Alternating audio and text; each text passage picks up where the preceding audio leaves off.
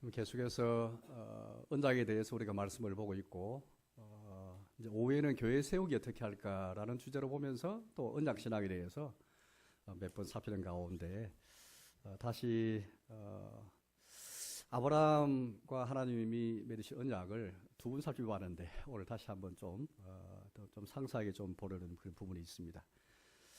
이런 질문이 있을 수 있습니다. 아브라함은 지금부터 약 4,000년 전에 살았던 사람이거든요. 그러니까 주전 예수님이 탄생하시기 약 2,000년 전이니까 지금부터 약 4,000년 전입니다. 4,000년 전에 살았던 아브라함과 하나님 언약 맺었는데 지금 4,000년 후에 현대를 살아가는 우리에게 무슨 관련이 있을까? 옛날 사람이고 아브라함은 지금 우리는 현대인인데 도대체 이 아브라함과 맺은 언약이 우리에게 무슨 의미가 있고 우리가 이 하나님 말씀을 들을 때에 도대체 무슨 의미가 있고 무슨 교훈이 되길래 아브라함과 맺은 언약을 살피는 것일까? 이 의문이 들 수 있습니다. 우리 어린이들, 우리 학생들도 아마 이런 의문을 가질 수 있을 것입니다. 우리가 성경 연대를 볼 때에 아브라함은 우리가 대략 보면요, 주전 2000년에 아브라함이 살았고 500년 뒤에 주전 1500년에 모세가 살았습니다.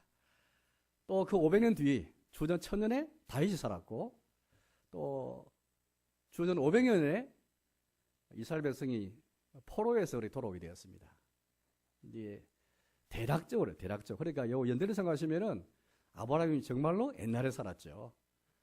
모세보다도 다윗보다도 훨씬 더 오래전에 지금 4,000년에 살았던 사람인데 나와 무슨 관계 있을까? 그와 맺은 언약이 이제 우리는 예수님의 피로 언약 맺은 백성인데 또다시 하나님께서 아브라함과 맺은 언약, 지금은 예수님의 피로 맺은 언약 관계에 있는 사람인데 이 아브라함과의 맺은 언약이 무슨 우리에게 중요할까라고 생각해 보겠습니다. 예, 그렇습니다. 여전히 우리에게 중요한데요. 첫째는 아브라함이 하나님이 우리 하나님이신데 하나님은 동일한 하나님이시기 때문입니다. 아브라함의 하나님이나 지금 우리 하나님은 동일한 분이시거든요. 또 우리는 예수님을 점점 알아가야 됩니다. 예수님을 아는 지식에서 우리가 점점 자라가야 되는데 우리가 아는 것처럼 예수님은 어떤 분을 오셨습니까? 마태복음 1장 1절 말씀 보니까 신약성경 마태복음 1장 제신약성경을 여는 제일 첫 이 마태복음서의 제일 첫 구절은 아브라함과 다윗의 자손 예수의 계보라라는 말씀이 나옵니다. 여기 보는 예수님이 아브라함의 자손으로 오신 것을 말하고 있습니다. 자, 이 말은 예수님은 아브라함과 맺은 언약을 이루기 위해서 아브라함이 하신 약속을 지키기 위해서 예수님이 오셨다는 것을 말하고 있죠. 또 우리 사가랴가 예수님이 오실 것을 그렇게 들었을 때에 찬송했잖아요. 사가랴는 세례 요한의 아버지인데 그가 예수님의 오심을 그리스도의 탄생을 그렇게 듣고 어떻게 하나님을 찬송했습니까? 이렇게 찬송했습니다. 아브라함에게 하신 맹세를 지키기 위해서 하나님께서 우리를 긍휼히 여기시고 우리를 돌아보사 우리를 속량하시니 너무나 감사합니다라고 고백했거든요. 예수님을 통해서 우리에게 구원이 주셨고 우리를 속량하셨는데 이것은 아브라함이 하신 언약과 맹세를 기억하셔서 우리를 긍휼히 여기시고 우리를 돌아보신 가운데 예수님 보내셨고 예수님을 통해서 우리를 속량하시고 구원하신 거예요. 이처럼 그 이후에도 다윗도 마찬가지입니다. 다윗도 보면 하나님의 법궤를 예루살렘 옮기지 않습니까? 이제 다윗이 유다뿐 아니라 온 이스라엘 왕이 되고 나서 제일 먼저 한 일이 법궤를 옮긴 일이었습니다. 법궤를 옮긴 다음에 주님께 감사기도 드렸죠. 그 기도 내용 가운데 제일 처음 나오는 게 뭐냐니까 하나님 아브라함이 하신 맹세대로 이처럼 우리에게 가나안 땅을 주셔서 너무 감사합니다. 이렇게 기도했거든요.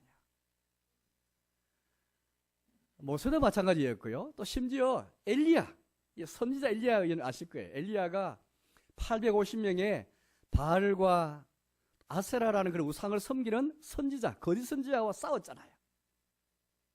그때 이 엘리야가 제단을 쌓으면서 어떤 하나님께 기도한지 아세요? 아브라함의 하나님, 이삭의 하나님, 야곱의 하나님, 당신만이 진실한 우리의 주님이신 것을 알게 해주십시오. 또 주님만이, 아브라함의 하나님만이 저들의 마음을 돌이키는 분이라는 것을 알게 해주십시오. 이렇게 기도했거든요. 그러니까 아브라함과 맺은 언약을 아브라함 이후에도 모세도 다윗도 많은 경건한 성도들, 엘리야조차도 계속해서, 또 심지어 예수님 탄생을 들었던 사가라도 그렇게 제사장이었죠. 사가라도 제사장 사가라조차도 그렇게 아브라함의 언약을 기억하면서 주님이 감사기도 드렸습니다. 이처럼 우리는 예수님을 알아가기 위해서, 예수님이 누구신가 알아가려면은 예수님은 아브라함과 맺은 언약을 지키기 위해서 아브라함의 후손으로 오셨거든요. 그래서 우리 예수님을 알아가기 위해서 우리는 아브라함의 언약을 알지 않으면 안 된다는 것입니다. 또 나아가서 우리 자신을 알기 위해서라도 우리가 누군가, 내가 누군가를 알기 위해서라도 아브라함과 맺은 언약을 알아야 됩니다. 왜냐하면 갈라디아서 3장 말씀 보니까 이런 말씀이 있습니다. 믿음으로 말미암은 자들은 다 아브라함의 자손인 줄 알지어다. 하나님께서 일찍 아브라함도 믿음으로 하나님 앞에 어렵다 칭함을 받았잖아요. 이 점에서 아브라함은 모든 민족의 복의 근원이 되었잖아요. 이제 우리는 혈통을 볼 때는 아브라함의 자손이 아닌데, 믿음 안에서 믿음으로 말미암아 아브라함이 우리 조상이 되고 우리는 아브라함의 자손인 거예요. 이렇게 생각한다면, 아브라함과 맺은 언약이 4,000년 전에 일어난 일이지만 여전히 우리에게 중요한 것이구나. 또 심지어 여러분, 하나님이 아브라함 하신 약속이 있잖아요. 성경에 보니까 하나님께서 아브라함뿐 아니라 나군에서도 아담과 하와와 언약을 맺었고, 또 노아와도 언약을 맺었고, 아브라함과 언약을 맺었고, 또 모세를 통해서 이스라엘 백성 언약을 맺었고, 다윗 왕과도 언약을 맺고, 또 이제 우리는 예수님의 피로 말미암아 우리와도 언약을 맺었잖아요. 그러니 모든 언약의 내용을 보면은 하나님께서 아브라함과 언약을 맺으시며 주신 그 약속이나, 모세를 통해서 맺으신 언약의 그 내용이나, 또 다윗 왕과 언약을 맺으시며 주신 약속이나, 사실은 모든 점에서 조금 다른 게 있지만 그러나 사실은 본질상 다 같은 겁니다. 그 핵심이 뭐냐니까, 여러분, 하나님께서 아담과 언약 맺을 때 우리가 말씀 보았지 않습니까? 하나님은 언약이라는 것은 원래 인간 세계에 있는 것인데, 인간 세계에 있는 언약의 형식을 빌려서 자기를 낮추어서라도 자기를 우리의 기업으로 주시고 상급으로 주시기 위해서 언약 형식을 빌려서 그렇게 사람과 언약을 맺었다는 것을 우리가 보았습니다. 이때 하나님이 아담과 언약을 맺으시면서 자기를 우리에게 상급과 자신을 우리의 기업으로 주시는데, 이 말은 무슨 말입니까? 하나님은 우리를, 사람을 자기 형상으로 만드시고, 또 사람을 그렇게 모든 피조물 다스리는 지위를 허락하셨고, 또 자신의 그런 낙원을 허락하셨고, 이게 언약의 중요한 내용이었잖아요. 오늘 하나님께서 아브라함 주신 약속도 보면은 결국에는 하나님이 내가 너의 하나님이 되겠다. 가장 큰 약속은 여러분들 오늘 나중에 보겠습니다만은 좀 더 볼 텐데, 하나님이 아브라함을 부르실 때에 후손도 약속하시고 물론 땅도 약속하셔요. 그러나 가장 큰 중요한 약속은 내가 너와 내 후손의 하나님이 되겠다. 이 약속만큼 중요한 약속이 없습니다. 하나님은 자신이 우리에게 우리의 기업과 가장 중요한 우리의 기업, 가장 중요한 우리의 상급으로 자신을 내어주시거든요. 아브라함은 과거에 메소포타미아에서 땅에 있을 때에 우상을 섬기는 사람이었습니다. 아브라함이 처음부터 하나님을 알았고 하나님을 찾은 사람이 아니었고 우상을 섬기는 사람이었습니다. 그런데 하나님이 아브라함을 불러서 땅을 약속하시고 또 자손을 약속하시지만은 가장 큰 약속은 내가 너와 내 후손이 하나님 되겠다. 이 아브라함이 75세 때 약속받았는데 어떻게 고향 땅을 떠날 수 있습니까?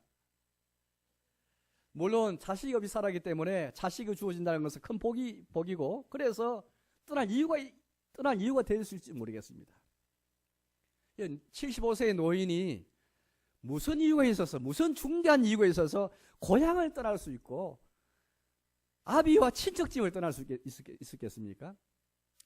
처음에 아브라함이 메소포타미아를 떠나가서 하란에 좀 머물렀잖아요. 하라는 곳에. 그곳에서 아버지가 돌아가신 다음에야 비로소 가나안 땅을 향하게 됩니다. 그전에는 가다가 멈추었습니다. 도대체 무엇이 아브라함 마음이 움직여가지고 그가 고향을 떠나고 친척집과 아비집을 떠나서 가나안 땅으로 갈 수 있을까요? 땅을 좀 더 주기 위해서, 땅 좀 더 얻기 위해서, 자식 없는데 후손을 얻기 위해서 그만으로 그렇게 아브라함 마음이 움직이는 거 아닌 것 같아요. 우상을 섬기는 아브라함에게 하나님이 나타나셔가지고 내가 내 자신을 너에게 주겠다.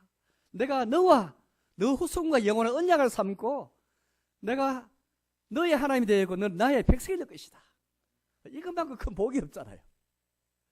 이걸 성령님을 통해서 그의 마음에 감동을 주었고 이 약속 붙잡고 사실은 아브라함이 떠날 수 있었거든요. 오늘 아브라함이 하신 이 언약 가운데 가장 중요한 약속, 내가 너의 하나님 되겠다, 내 후손의 하나님 되겠다. 이 약속은 여전히 예수님과 예수님 피로 언약 맺은 우리에게도 이 예수님이 그래서 그렇게 자기 피로 우리와 언약을 맺으셨는데 하나님이 자기 아들의 피로 우리와 언약을 세우셨는데 그 언약 내용은 가장 중요한 언약 내용은 무엇입니까? 우리의 죄를 용서하시고 그런 다음에 우리를 자기 백성을 삼고 하나님이 우리의 하나님 되시는 것. 진짜 이게 중요한 약속이잖아요. 그래서 여러분 요한계시록 21장 와서 보니까 요한계시록 성경의 제일 마지막 책이잖아요. 거기 보니까 이런 말씀이 있습니다. 이기는 자는 이것들을 상속으로 받으리라. 나는 그들의 하나님이 되고 그들은 나의 백성이 되리라. 그들은 나의 아들이 되리라. 이만큼 중요한 약속이었잖아요. 요한계시록에 이제 모든 하나님의 계시가 가장 절정이 되고 가장 완성이 되는 그 장소고 시점인데 이제 하나님께서 새 예루살렘이 이 땅에 임해가지고 하나님이 그렇게 자기 백성과 함께 계시면서 그렇게 이제 우리에게 하시는 말씀이 뭐냐니까 이기는 자는 이것들을 상속으로 받으리라. 나는 그들의 하나님이 되고 그들은 나의 백성이 되리라. 아들이 되리라. 이거는 아브라함이 하신 약속을 이루는 것이거든요. 우리가 누군가, 우리는 결국 믿음을 말미암아 아브라함의 후손이기 때문에 우리를 알기 위해서라도 아브라함 언약이 중요하고 또 하나님께서 아브라함 하신 언약의 내용을 보면 결국에는 예수님의 피로 우리와 언약을 맺으시며 주신 약속과 같은 것이기 때문입니다. 하나님이 아브라함이 하신 언약이나 모세가 하신 언약이나 다윗에게 하신 약속이나 예수의 피로 우리에게 하신 약속이나 다 동일한 약속. 하나님이 우리에게 자기를 상급을 하시고 우리의 기업으로 주신 것. 그래서 하나님은 동일한 하나님이시고 성경에 나오는 모든 언약의 본질은 다 이 하나님이기 때문에 우리 아브라함과 맺은 언약을 보면서 다시 한번 하나님께서 각 시대마다 아브라함과 다윗과 모세 언약 맺었지만은 다 같은 내용이구나. 하나님이 이 모든 사람들과 더불어서 언약 맺으시면서 결국에는 자신을 우리에게 내어주기 원하시구나. 제일 큰 상급으로 제일 큰 기업으로 우리에게 주기 원하시구나. 하나님 우리와 우리 자손의 하나님 되기 원하시고 또 우리는 하나님 백성이 되기 원하시는 것. 이게 하나님의 언약의 내용이구나. 이게 깨닫게 되는 거거든요. 저 오늘 성경을 통해서 아브라함과 언약을 제가 두 번 살펴보았지만 좀 모자란 것 좀 세 가지 점에서 보충하려는데요. 하나는 하나님께서 아브라함과 언약 맺을 때 그 언약 맺은 배경이 무엇인가? 이거 첫째 보겠고 두 번째는 하나님이 아브라함과 언약 맺으시면서 자신을 어떤 분으로 소개했는가? 이걸 보겠고 세 번째는 하나님이 아브라함과 언약 맺으시면서 언약의 표로 할례를 주셨는데 그 의미를 한번 오늘 말씀을 좀 더 상세하게 보려고 합니다. 다시 말씀드리자면 하나님이 아브라함과 맺은 언약의 배경이 뭔가 그 배경에 대해서 보겠고 두 번째는 언약 맺으시면서 자신을 어떤 분으로 소개하시는가 세 번째는 언약의 표로 주신 할례에 대해서 오늘 말씀을 좀 보도록 하겠습니다. 처음에는 하나님이 아브라함과 맺은 언약 맺으실 때에 배경이 있거든요. 우리 지금까지 우리 사실은 좀 많이 보았지만은 12장을 한번 다시 보겠습니다. 12장.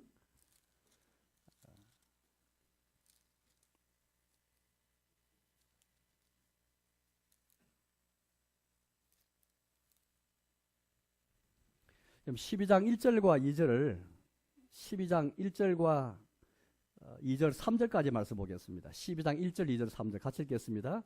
여호와께서 아브라함에게 이르시되 너는 너의 고향과 친척과 아비의 집을 떠나 내가 내게 보여줄 땅으로 가라. 내가 너로 큰 민족을 이루고 내게 복을 주어 내 이름을 창대하게 하리니 너는 복이 될지라. 너를 축복하는 자에게는 내가 복을 내리고 너를 저주하는 자에게는 내가 저주하리니 땅의 모든 족속이 너로 말미암아 복을 얻을 것이라 하시니라. 여기 보니까 하나님이 아브라함을 통해서 부르실 때 주신 약속 보니까 아브라함을 통해서 자손을 약속하시고 그냥 자손만 약속하신 게 아니고 큰 민족을 이루겠다. 너 이름을 창대케 하고 큰 민족을 이루겠다 말씀하십니다. 저 하나님은 아브라함을 통해서 항상 많은 자손을 약속하셔가지고 큰 민족을 이루시겠다. 이거 약속하시거든요. 이 말을 하나님이 장차 큰 민족을 이루시면서 큰 나라를 형성할 것을 말씀하셔요.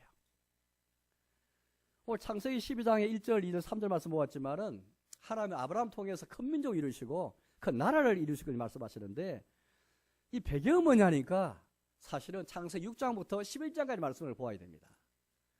창세기 6장은 노아가 나오는 그런 이제 성경이거든요. 노아 시대에 사람이 얼마나 타락했던지 어릴 때부터 사람들이 그렇게 생각하는 게 항상 악하고 세상의 곳곳마다 악이 없는 강포가 없는 곳이 없었습니다. 모든 죄악이 너무나 가득하였잖아요. 그래서 하나님께서 홍수로 인류를 다 심판하시게 됩니다. 1년 동안 그렇게 이제 홍수 심판을 받았죠. 그런 다음에 하나님이 노아와 다시 언약을 맺으시고 다시 홍수로 심판하는 게 다 그런 약속을 하신 것을 우리가 지난번에 보았습니다. 이후에 그 역사를 보니까 계속해서 어떻게 됩니까? 계속해서 인류는 타락하고 부패하게 됩니다. 그런 가운데 창세기 11장 말씀 보니까 거기에 사람들이 바벨이라는 곳에서 성을 쌓고 탑을 그렇게 쌓아올립니다. 특별히 이제 함의 자손들이 특별히 그렇게 했거든요. 함의 자손. 노아의 세 아들 가운데서 함의 자손들이 특별히 시나일 평지에서 바벨이라는 곳에서 성을 쌓고 탑을 쌓고 대를 올리면서 어떤 목적으로 이렇게 여러분들 그 성을 쌓은 것인지 우리 알고 있습니다. 하나님과 전혀 상관없이 자기 이름을 내기 위해서 자기 영광을 위해서 이 성을 크게 쌓는 것을 보았습니다. 그리고 탑과 그렇게 대를 계속 높인 것은 하나님과 같이 그렇게 뭔가 하나님과 동등시하기 위해서 뭔가 하나님과 맞먹기 위해서 이렇게 성과 탑을 쌓은 것을 우리가 그렇게 알고 있습니다. 여기서 보는 것은 이 사람들이 얼마나 타락했던지 하나님과 상관없이 성을 쌓고 자기들의 나라를 건설하기 원했거든요. 그래서 흩어지면 면하자. 하나님 뜻은 생육하고 번성하기 원하는 것인데 이게 하나님 뜻이고 약속인데 주님의 약속에 거스르면서까지 흩어짐을 면하자. 우리 하나로 계속 있자. 하나님의 뜻을 거스르면서까지 자기 이름을 내기 위해서 주님과 동등시하기 위해서 자기들의 성을 쌓고 자기 나라를 세워갔거든요. 이게 창세기 11장입니다. 여기에 대해서 12장에 보니까 하나님이 아브라함 불러서 새로운 시작을 하기 원하시고 새로운 나라. 원래 하나님이 낙원에서 사람을 자기 형상으로 지으신 다음에 자기의 이 나라를 세우기 원하셨고 또 이 사람이 왕의 지위에 서서 하나님 대신에 부왕의 지위에 서가지고 모든 피조물을 다스리고 생육 번성하는 가운데 땅을 정복하는 가운데 주의 나라를 세우기 원하시는데 그만 사람이 타락하면서 사람의 모든 지위를 다 잃어버렸잖아요. 그 후에 계속 사람이 타락하는 가운데 이제는 마귀의 종이 되고 사탄의 종이 되어서 이제 바벨 성을 쌓는 가운데 주님과 상관없이 자기들의 나라만을 세우고 가거든요. 자기들 이름을 내기 위해서 하나님 이름을 드리는 게 아니고 자기 이름을 드러내고 또 하나님의 뜻을 거스르면서까지 이 성을 쌓거든요. 여기 대해서 하나님께서 아브라함을 부르셔가지고 우상 숭배하는 아브라함을 불러서 주님은 단순히 자식만 약속한 게 아니고 후손을 약속하시면서 또 땅을 약속하시면서 동시에 자기의 나라를 약속하십니다. 자기 나라. 아브라함 통해서 큰 민족이 이루고 큰 나라 형성한 것을 그렇게 말씀하시는 겁니다. 그런 가운데 하나님이 다시 우리가 창세기 17장 말씀 돌아오면은 이렇게 말씀하시지 않습니까? 17장 7절 말씀을 다시 읽어보겠습니다. 17장 7절. 17장 7절을 같이 읽겠습니다. 내가 내 언약을 나와 너 및 내 대대 후손 사이에 세워서 영원한 언약을 삼고 내와 내 후손의 하나님이 되리라. 그러니까 땅을 약속하시고 자손 약속하셨지만 가장 큰 약속은 이 말씀이라고 말씀드렸습니다. 너와 언약을 삼고 또 내 후손과 영원한 언약을 삼으면서 너와 내 후손의 하나님 되겠다. 이 약속을 받으면서 하나님은 자기 나라를 아브라함을 통해서 세우기 원하시는 거예요. 그래서 우리는 하나님이 아브라함과 언약을 맺은 배경을 보면은 결국에는 바벨성이 나타나는 것은 결국 세상나라죠. 세상나라. 세상나라의 전형이거든요. 세상나라의 이 원리와 세상나라의 전형을 나타내는 게 바벨성인데 이 나라와 대조적으로 이 나라와 반대되는 자기 나라를 세우기 위해서 하나님 이런 약속을 주시면서 아브라함 언약을 맺고 자기 나라를 그렇게 지금 주시는 겁니다. 자신을 주시면서 자기 나라를 우리에게 주기 원하시는 것이죠. 아까 우리 히브리서 11장 말씀을 보았는데 히브리 11장 말씀을 함께 보십시오. 잠깐 볼까요? 11장 10절 말씀을 읽어보겠습니다. 11장 10절. 11장 10절을 365페이지 신약성경 11장 10절을 같이 읽어보겠습니다. 이런 그가 하나님이 계획하시고 지으실 터가 있는 성을 바랐습니다. 자, 과연 아브라함이 어떻게 했을까? 75세의 약속을 받고 이제 점점 이 약속을 따라 살아가는데 물론 그동안 아브라함이 실수도 하고 실패도 많이 하잖아요. 어쩌다 아브라함이 계속 믿음으로 살아가는데 아브라함 중심이 뭐냐? 여기에 10절에 나와 있습니다. 이는 그가 하나님이 계획하시고 지으실 터가 있는 성을 바랐습니다. 가나안 땅에 왔지만은 한뼘 땅도 이미 준비된 땅이 없었잖아요. 자기를 기다리고 환영하지 않았잖아요. 여전히 거기에는 다른 민족들이 거기에 살고 있었죠. 그래서 아브라함이 그 모든 것을 보면서도 어떤 믿음을 가졌습니까? 하나님이 계획하시고 지으실 터가 있는 성을 바랐다. 하나님이 약속하신 이 약속, 큰 민족을 이룰 것을 약속하시고 나라를 주시고 약속하셨는데 이걸 붙잡고 계속 나간 거죠. 하나님이 계획하시고 지으실 터가 있는 성을 바랐다. 바벨 성을 바라본 게 아니고 많은 사람들이 바벨 성을 쌓고 결국 그 나라는 심판받았잖아요. 결국은 인간의 이름을 드러내고 하나님과 무관하게 그렇게 쌓았던 그 성, 그 나라는 하나님 심판을 받았는데 이제 하나님이 아브라함을 부르셔서 약속하신 그 나라를 이루기 위해서 아브라함은 바랄 수 없는 중에 바라고 믿으면서 왜? 자기와 아내는 아이를 낳을 수 없는 사람들이었잖아요. 분명히 하나님 약속하신 후손을 믿으면서 또 땅을 믿으면서 그 중심에는 하나님이 계획하시고 지으실 터가 있는 성을 바랐다. 그리고 나중에 우리 11장 역시 뒤에 보면 이런 말씀이 있습니다. 11장 15절과 16절을 보겠습니다. 히브리서 11장 15, 16 다시 한번 읽어보겠습니다. 11장 15절, 16절 같이 읽겠습니다. 그들이 나온 바 본향을 생각했더라 하면 돌아갈 기회가 있었으려니와 그들이 이제는 더 나은 본향을 사모하니 곧 하늘에 있는 것이라. 이러므로 하나님이 그들의 하나님이라 일컬음 받으심을 부끄러워하지 아니하시고 그들을 위하여 한 성을 예비하시느니라. 결국에는 아브라함은 보십시오. 하늘에 있는 아브라함은 결국에는 믿음을 통해서 걸수의 때 볼 것을 절구하다가 기뻐하고 보고 기뻐했다는 말씀을 우리가 보았는데 아브라함 믿음으로써 걸수 때를 볼 것을 절구했잖아요. 여기도 보니까 하나님께서 약속한 그 나라가 진짜 본향인데 하늘에 있는 본향인 것을 알았습니다. 이 대단한 믿음이거든요. 이제 여러분 오늘 우리에게 한번 적용을 좀 해볼까요? 오늘 저와 여러분들이 왜 하나님께서 자기 아들을 보내시어서 자기 아들을 통해서 피 흘리기까지 피로 맺은 언약을 우리에게 주시면서 우리 피로 맺은 그 언약과 맹세를 통해서 우리에게 주시는 내용이 무엇인가? 물론 하나님은 우리의 하나님 되기를 부끄러워하지 않으시고 자신을 내어주셔요. 동시에 하나님은 이 땅에 우리가 살아가면서 바벨성 같은 세상 나라를 위해 살아가는 게 아니고 여전히 하나님이 아브라함이 약속하신 것처럼 하나님이 계획하시고 지으실 터가 있는 성, 더 나은 본향, 하늘에 있는 하나님의 나라, 이 나라를 위해서 하나님이 우리와 언약 맺으신 거예요. 하나님께서 왜 아브라함과 언약 맺었을까? 언약 맺은 배경이 무엇이고 목적이 무엇일까?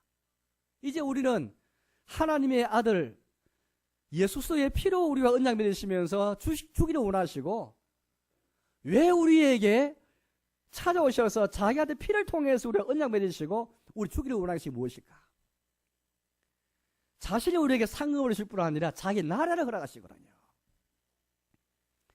따라서 우리가 하나님의 언약의 백성으로서 아브라함 언약을 생각하면서 아브라함도 바벨 성과 달리 대도적으로 주의 나라를 위해서 부름받고 언약 맺은 것처럼 하나님께서 오늘 저와 여러분 부르신 것도 마찬가지로 자기 자신을 주실 뿐 아니라 자기 나라를 주시기 위해서 우리로 언약 맺으신 것이거든요. 그렇다고 우리는 아브라함 언약을 생각하면서 우리 해야 할 일은 무엇일까요? 이 땅 살아가면서 우리는 예수님께서 하신 말씀처럼 주의 나라를 구하고 주의 나라의 백성 살아가는 것, 이게 가장 큰 우리의 사명입니다. 죽어서 갈 그 나라를 구할 뿐 아니라 이 땅에서 이미 우리는 주의 나라를 살아가고 주의 나라의 백성을 살아가고 주의 나라를 절구하고 또 주의 나라를 맛보며 살아가는 것이죠.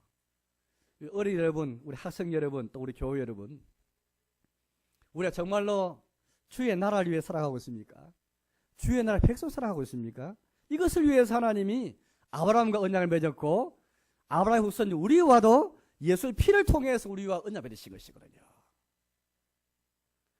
비록 우리에게 주어진 그런 환경들이 있습니다. 학교도 있고 우리 학생들에게는 학교도 있고 우리의 생업도 있고 직장도 있고 우리 가정도 있습니다. 이 모두를 통해서 우리는 결국에는 하나님 나라를 구하고 주님의 나라를 위해서 우리가 부름받고 하나님의 언약을 맺으셨다. 이걸 잊어서도 안 될 것 같아요.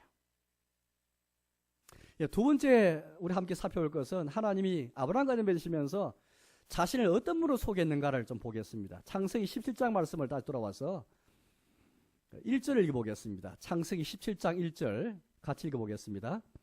아브라함이 99세 때에 여호와께서 아브라함에게 나타나서 그에게 이르시되 나는 전능한 하나님이라 너는 내 앞에서 행하여 완전하라.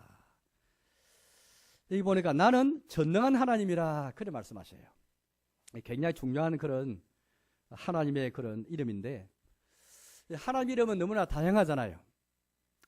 하나님은 각 사람과 언약을 맺으시면서 자신을 내어주실 때에 소개하실 때에 좀 다른 게 있습니다. 예를 들어서 하나님이 모세와 이스라엘 백성과 언약을 맺을 때에는 자신을 여호와로 말씀하세요. 여호와. 또 다윗과 약속하신 언약을 맺을 때는 만군의 여호와 그렇게 하셨거든요. 근데 여기 보니까 아브라함과 맺을 때는 자신을 나는 전능한 하나님이라 그래 말씀하신 거예요. 전능한 하나님이라. 전능한 하나님이라는 말은 무슨 뜻이 있을까요? 우리는 사도신경에서 나는 전능하사 천지를 만드신 하나님 아버지를 내가 믿사오며, 이미 전능한 하나님이 나오시지 않습니까? 전능한 하나님이라는 말은 우리가 잘 알고 있죠. 내가 한 약속, 내가 너와 맺은 언약을 반드시 지키고 이루겠다, 그 뜻이잖아요. 사실은 아브라함이 창세기 16장 말씀 보면은 12장에서 부름받고 15장에서 하나님이 또 언약 맺고 맹세하시는데 이에 보니까 아브라함이 그 약속을 의심할 때가 많았잖아요. 16장 보니까 벌써 아브라함이 믿음으로 하나님 약속 붙잡지 않고 그만 자기 아내의 여종인 하갈과 결혼해가지고 아이를 낳았잖아요. 이스마엘을 낳았지 않습니까? 그 사건이 바로 16장, 17장 바로 앞에 거기 나오거든요. 시기만 아브라함은 하나님 약속을 굳게 붙잡지 못했잖아요. 순간적으로. 거기에 대해서 하나님이 17장에서 자신 아브라함에게 나타내 보이시면서 나는 전능한 하나님이라. 너는 내 앞에서 행하여 완전하라. 그런 말씀하시면서 나는 반드시 약속을 지킨다. 너가 비록 아이를 낳을 수 없고 너희 아내도 그렇고 약속을 낳을 수 없는 그런 노인이고 또 그런 몸이라 할지라도 내가 반드시 약속 지키고 언약 지키겠다. 그 말씀이잖아요. 고린도후서 1장 20절 말씀에서 사도 바울을 통해서 우리 말씀하시죠. 하나님의 약속은 그리스도 예수 안에서 얼마든지 예가 되느니라. 예. 하나님의 약속은 예수님 안에서 얼마나 이해가 된다. 아니요 하라고 한 적이 없거든요. 하나님이 우리와 맺은 약속, 창세기 15장에서 우리 아브라함이 그렇게 그때 질문했던 것을 우리가 한번 말씀 보았는데, 하나님 도대체 나에게 뭘 주기 원하십니까? 또 내가 무엇을 알 수 있겠습니까? 그렇게 아브라함이 물었잖아요. 거기에 대해서 하나님이 다시 한번 아브라함 맹세하시면서 그렇게 여러 가지 것들을 많이 보여주셨습니다. 오늘 여기도 마찬가지거든요. 나는 전능한 하나님이다. 하나님은 여전히 우리에게도 동일하게 전능한 하나님인 것을 믿습니다. 죽은 자를 살리시고 없는 것을 있는 것으로 부르시는 하나님. 우리는 성경은 약속의 책이고 언약의 책인데 우리 예수님 안에서 우리가 얼마나 많은 약속을 받고 얼마나 많은 언약을 그렇게 우리가 받고 있습니까? 예수님 안에서 죄사함과 영생과 구원과 하나님 나라와 많은 약속을 받고 있는데 하나님이 우리 하나님 되신 것, 우리가 예수님 안에서 하나님의 백성이 되는 것, 이 큰 약속을 받았는데 이 약속은 하나님 반드시 이루시고 지키시는 거예요. 때로 우리에게 고난이 있고 여러 가지 어려움들이 있고 장애가 많다 할지라도 반드시 하나님은 지키시는 것이거든요. 그래서 오늘 하나님 아브라함에게 나는 전능한 하나님이다. 진짜 아브라함에게 이 하나님이 필요했거든요.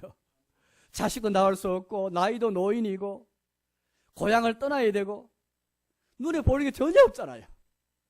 그럴 때 아브라함에게 전능한 하나님이 큰 위로의 하나님이 되었을 것 같아요. 그 하나님은 우리에게 동일한 하나님이지 않습니까? 여전히 아브라함 하나님이 우리 하나님이 되시고 예수님을 통해서 예수님이 우리에게 뭐라 말씀했습니까? 그 당시 많은 유대인들이 많은 당국자들이 아브라함의 하나님, 이삭의 하나님, 야곱의 하나님 그걸 믿지 않았잖아요. 살아계신 하나님, 아브라함의 하나님, 이삭의 하나님, 야곱의 하나님, 지금도 살아계신 하나님이신데 그걸 믿지 않았거든요. 그만 믿음이 형식이 되어버렸는데 우리는 예수를 통해서 하신 말씀, 우리가 믿는 하나님은 아브라함의 하나님, 이삭의 하나님, 야곱의 하나님이시다. 예. 그 당대에만 계신 하나님이 아니라 여전히 하나님은 살아계셔서 지금도 우리에게 살아계셔서 전능 하나님은 우리에게 그렇게 자신을 내어주기 원하시거든요.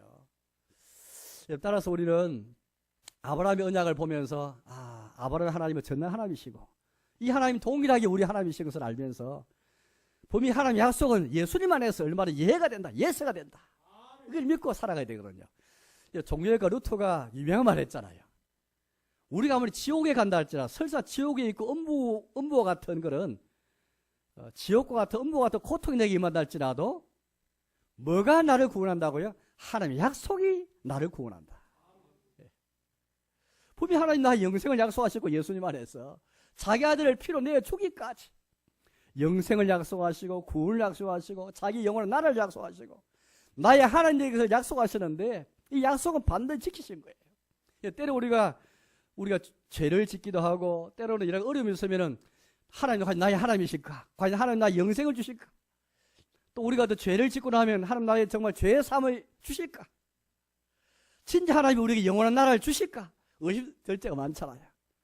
그러나 아브라함도 얼마나 의심하겠습니까? 그래서 하나님은 아브라함에게 전능한 하나님이라 내 자신을 소개하시면서 반드시 내가 약속 지키겠다. 여전히 우리도 아브라함 하나님처럼 전능하신 하나님으로 믿고 나아가면서 내가 지옥에 있다 할지라도 음부에 있다 할지라도 하나님 약속만이 나를 그 약속이 나를 건지고 그것이 나를 구원하는 거거든요. 우리 믿음이 전에 하나님 약속이 있었고 그 다음에 우리 믿음이 있거든요. 믿음이라는 것은 약속이 있기 때문에 그 약속을 믿는 믿음이지 믿음이 먼저 있고 약속이 나중에 있는 게 아니고 약속이 먼저 있고 그 다음 믿음이 있는 것이거든요. 이 아브라함도 보십시오. 아브라함 처음부터 믿음이 있는 사람이 아니에요. 하나님 찾는 사람이 아니었잖아요. 하나님 먼저 나타나셔서 그와 언약 맺으시면서 이 약속 믿게 하셨거든요. 따라서 우리는 전능 하나님을 믿는 이 믿음을 가지고 약속 붙잡고 살아가야 되겠습니다. 세 번째 오늘 볼 것은 하나님의 언약의 표로 주신 할례에 대해서 말씀을 좀 보도록 하겠습니다. 17장 10절 말씀을 보겠습니다. 17장 10절 17장 10절과 11절을 먼저 읽겠습니다. 10절 11절 같이 읽겠습니다. 너희 중 남자는 다 할례를 받으라. 이것이 나와 너희와 너희 후손 사이에 지킬 내 언약이니라. 너는 포피를 배워라. 이것이 나와 너희 사이의 언약의 표징이니라. 그러니까 나와 너희 사이 언약의 표징으로서 하나님 언약을 할례를 받으라 말씀하시거든요. 13절을 보겠습니다. 13절 14절 13절 14절 같이 읽겠습니다. 너 집에서 난 자든지 너희 돈으로 산 자든지 할례를 받아야 하리니 이런 내 언약이 너희 살에 있어 영원한 언약이 되려니와 할례를 받지 않은 남자 곧 그 포피를 베지 않은 자는 백성 중에서 끊어지리니 그가 내 언약을 배반하였음이니라. 할례라는 것은 본래 성경에만 있는 게 아니고 인류 역사가 항상 있죠. 고대부터 남자들이 아이를 많이 그렇게 생산하기 위해서 행하는 의식이었습니다. 또 위생상 행하는 의식이었거든요. 여기에 나올 할례라는 것은 언약의 표징을 주시는 거예요. 우리 할례를 보면은 이 남자가 대표로 받는 것인데 또 심지어 이방 사람에게서 돈으로 산 자를 막론하고 8일 만에 할례를 그렇게 받아라 말씀하십니다. 이것을 이제 아브라함이 이제 하나님 이 언약을 이제 그렇게 이제 표로 말씀하시면서 이 얼마나 이 표가 중요하니까 13절 말씀 본 것처럼 이렇게 말씀하십니다. 내 언약이 너희 살에 있어 영원한 언약이 되려니와. 하나님 언약이 사람의 살에 있다고 사람의 살. 그 살 포피를 베는 거거든요. 이게 할례인데 하나님 언약이 너희의 살에 있다. 이 포피를 베어라 말씀하시면서 내 언약이 너희 살에 있어서 영원한 언약이 되려니와. 하나님은 얼마나 우리와 맺은 언약을 그러니까 얼마나 소중이시고 얼마나 자신이 언약을 지키시고 맹세를 지키실 것을 약속하시면서 우리의 살에 이 언약이 풀어주시거든요. 그러시면서 할례를 받지 않은 자는 그 포피를 베지 아니한 자는 백성 중에서 끊어지리니 그가 내 언약을 배반하였습니다. 그런 말씀하셔요. 이 말은 굉장히 엄숙한 그런 맹세인 것을 볼 수 있는데 하나님이 지키겠다 그 말씀이잖아요. 또 너희도 내가 너희 살에 언약의 표적을 주는 만큼 반드시 이걸 행하여서 이거 내 약속과 내 언약을 받아라 지키라 그 말씀이잖아요. 하나님이 주신 약속과 언약을 아브라함 편에서 받고 언약의 표를 자기 살에 행하면서 또 자기뿐 아니라 자기 자손들에게 행하면서 또 심지어 집에서 이방인 할지라도 모든 남자의 할례를 행하면서 똑같이 모든 공동체 함께 언약의 표를 받으면서 하나님 약속을 믿으면 받는 거잖아요. 이 표를 행하는 것이거든요. 그러면서 맹세를 하게 맹세. 어떤 맹세가 있습니까? 이 포피를 베지 아니한 자는 백성 중에서 끊어진다. 언약을 배반하는 것이다. 아브라함 편에서 한번 성경해 보십시오. 아브라함 편에서 하나님이 언약의 표를 친히 주시면서 이 언약의 표를 행하라 하시는데 아브라함 편에서는 믿음으로 이 언약의 표를 행하잖아요. 그때 어떤 마음을 시행했겠습니까? 이 표를 하지 않으면 이 표를 시행하지 않으면 하나님 백성에서 끊어진다. 하나님 언약을 배반한 것이다. 엄숙한 마음으로 맹세하면서 언약을 시행했을 거예요. 이 표를 시행했을 것입니다. 이번에 창세기 우리 15장 말씀을 제가 설교했잖아요. 창세기 15장에 보니까 하나님이 아브라함 언약을 맺으시면서 짐승을 그렇게 둘로 쪼개가지고 하나님이 타로 횃불로 나타나셔서 그 사이를 지나가셨잖아요. 그 뜻은 무엇이었습니까? 하나님이 하신 맹세인데 하나님께서 내가 죽음으로 내가 맹세한다. 내가 내 언약을 지키지 않으면, 내가 너에게 준 언약을 지키지 않으면 나도 이 쪼개진 동물처럼 내가 쪼개질 것이다. 그 뜻이었잖아요. 하나님 편에서 저주의 맹세 하신 거예요. 저주의 맹세. 죽음으로써 저주의 맹세 하신 것이거든요. 내 몸을 쪼개겠다.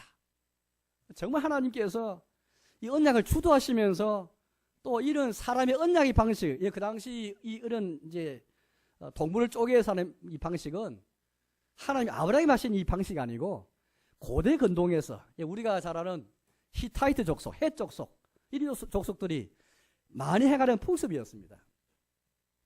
그걸 본받아서 하나님이 이 약속을, 이 방식을 통해서 언약하시거든요.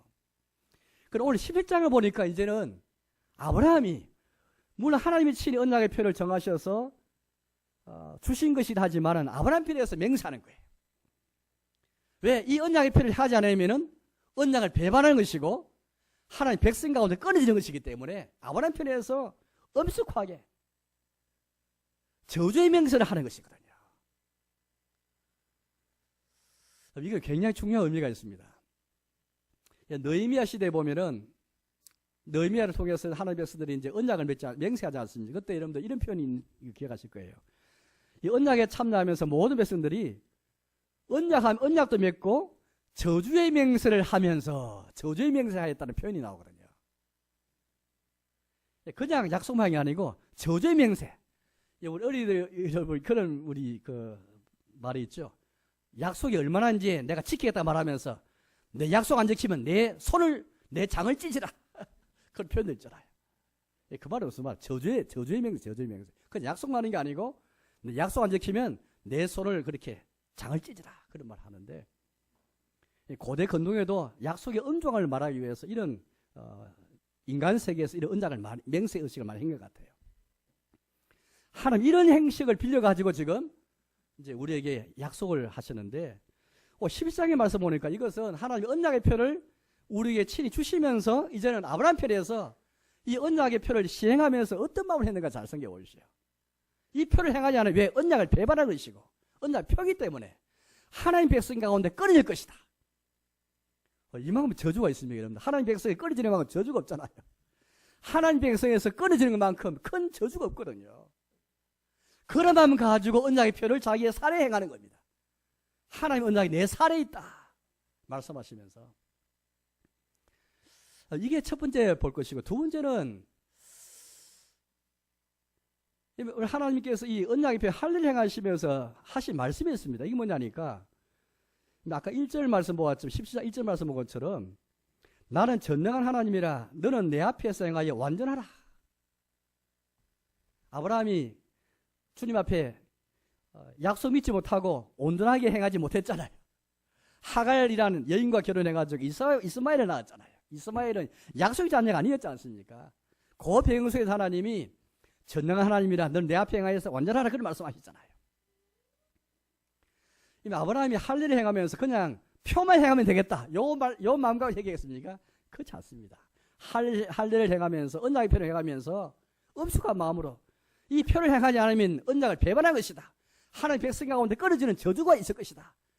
그런 마음과 할 뿐 아니라 내가 하나님의 표 행하여서 온전하게 행하겠다. 이 마음 가지고 행하는 것이거든요. 18장 말씀 잠깐 볼까요? 18장 19절입니다. 그 다음 장을 보여주시죠. 18장 19절. 18장 19절 보시면 하나님이 아브라함을 부르신 목적이 하나 더 나오는데 이런 목적이 나옵니다. 18장 19절 같이 읽겠습니다. 내가 그로 그 자식과 건숙에게 명하여 여호와의 도를 지켜 의와 공도를 행하게 하려고 그를 택하였나니. 여기까지 보겠습니다. 하나님이 아브라함 왜 부르셨는가? 여호와의 도를 지켜 의와 공도를 행하는 것. 이게 주의 아브라함이 약속하신 나라의 정체입니다. 정체. 하나님이 아브라함이 약속하신 그 나라는 자손만 있고 땅만 있는 그 나라가 아니고 여호와의 도를 지켜서 의와 공도를 행하는 백성이 있는 그 나라거든요. 그럼 이게 오늘 이 말씀과 한번 자 연관을 시켜보십시오. 아브라함이 할례를 시행하면서 이걸 행하지 않으면 저주할 것이다. 언약 배반할 것이다. 백성과도 끊을 것이다. 그런 마음가짐 가지고 엄숙하게 행할 뿐 아니라 하나님 앞에서 내가 이 할례를 행하면서 여호와의 도를 지켜서 의와 공도를 행하겠다. 하나님 앞에서 내가 온전하게 행하겠다. 이 마음 가지고 사실은 이걸 언약의 표를 시행했을 거예요. 그걸 충분히 상상하잖아요. 나중에 여러분들 이 두 번째 의미, 할례를 행하면서 그냥 표만 엄숙하게 행했다 이 마음이 아니고 주의 말씀에 순종하겠다. 내가 행하여서 온전히 행하겠다. 이 주님 앞에 순종하는 것이고 주님 앞에 자신을 내려놓는 것인데 이것이 없이 표만 강조했던 이스라엘 백성들 잘 알잖아요. 그래서 모세가 여러분들 광야 시절에 40년 광야 시절에 백성들이 뭐라 그렇게 설교했습니까? 너희는 스스로 너희 마음의 할례를 행하라. 목을 곧게 하지 말지어다. 거의 그들의 살에 언약의 표는 행했지만 마음의 할례를 행하지 않았거든요. 마음의 할례를 행하는 것은 무엇일까요? 오늘 이 말씀처럼 마음의 할례를 행하는 것은 마음의 순종한 마음을 가지고 자기를 내려놓으면서 여호와를 돌이켜서 의와 공의를 행하겠다는 이 결심, 순종하는 그 마음, 주님 앞에 행하여 온전하게 행하겠다는 그 마음, 이 마음이거든요. 이게 할례의 두 번째 의미입니다. 이것이 없이 표만 있는 게 아니거든요. 그러나 이스라엘 역사를 보십시오. 이것 없이 표만 그렇게 자랑했던 이스라엘 백성 유대인들, 거기에 대해서 모세뿐 아니라 많은 선지자들이 뭐라 그렇게 설교했습니까? 너를 목에 곧게 하지 말고 너희 마음에 할례를 행하라. 너희 마음에 포피를 비워라. 너희 마음에 가족을 비워라. 예레미야도 그렇게 설교했고 모세도 이사야도 곳곳마다 그렇게 시대마다 너희 마음에 할례를 행하라. 너 마음에 가족을 비워라. 이 말은 그냥 표만 표도 중요할 뿐 아니라 너희 마음에 순종할 마음을 가지고 여호와의 도를 지켜서 의와 공의를 행하는 마음을 가지고 순종할 마음을 가지고 할례를 행하라. 이게 할례 두 번째 의미거든요. 오늘 이 말씀을 가지고 한번 오늘 우리에게 주신 언약의 표 세례를 한번 생각해 보겠습니다. 고린도서에서 2장 11절 12절 말씀은 세례는 그리스도의 할례라 그렇게 말씀하시면서 그리스도의 할례, 이제 우리 할례를 행하지 않잖아요. 그리스도의 할례는 무엇입니까? 세례라고 말씀하셨습니다. 이 세례는 언약의 표잖아요. 첫째, 언약의 표입니다. 아브라함이 저주하면서 엄숙하게 맹세하면서 할례표를 행했잖아요.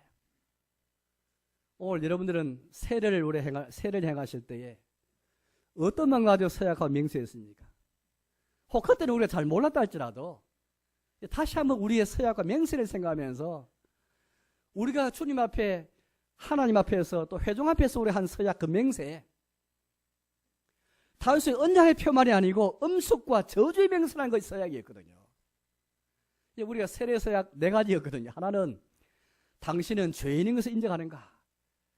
그래서 우리 죄 때문에 하나님 진노를 받을 수밖에 없는 죄인을 인정하는가. 두 번째는 예수를 통해서 우리 예수님만이 우리 구주인 것을 고백할 수 있는가. 세 번째는 이제는 죄를 버리고 성령의 은혜만을 의지해서 그리스도의 얼반을 따라가기를 결심하는가. 네 번째는 교회의 치리와 관할에 복종하고 교회의 성결과 화평을 쫓기로 서약하는가. 4가지거든요.